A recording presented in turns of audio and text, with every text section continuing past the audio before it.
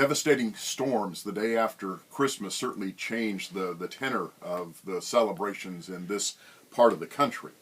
The storms, the devastating losses, both to property and to human lives, just enormous losses that really helps you kind of reframe some things, how we think about the Christmas holidays, how we think about the meaning of why Christ came and what Christ does. As always, when there are disasters, almost immediately people start sharing theology. I don't know how many times I heard people interviewed who talked about how it was God who saved them from being injured or killed or preserved their houses. Why one lady on the news even said she prayed the storm away from her house and prayed it into another neighborhood.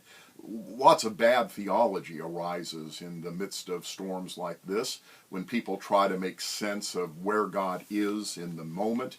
I know enough about the book of Job in the Bible to be very careful about making definitive statements about where God is and what God is doing in the moments of loss and tragedy like this.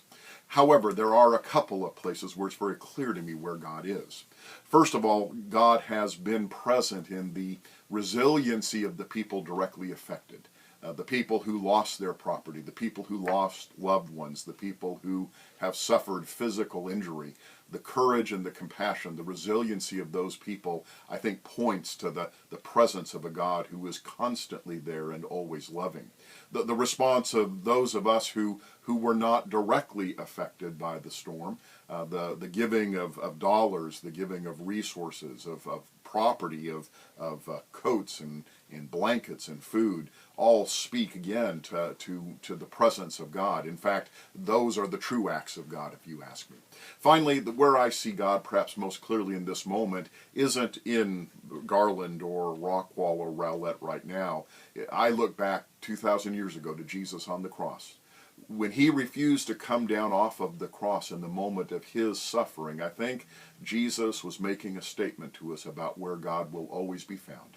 Frank Mabee of blessed memory used to say to me all the time when I was one of his ministers in Houston, Frank would say, you know, if you don't know where God is in this present moment, he said, just go find yourself a crucifixion where people are suffering. He said, that's where God will be found.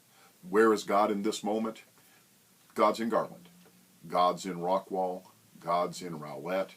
God is there suffering with the people, for the people, and finally will overcome the suffering of this moment because of his love.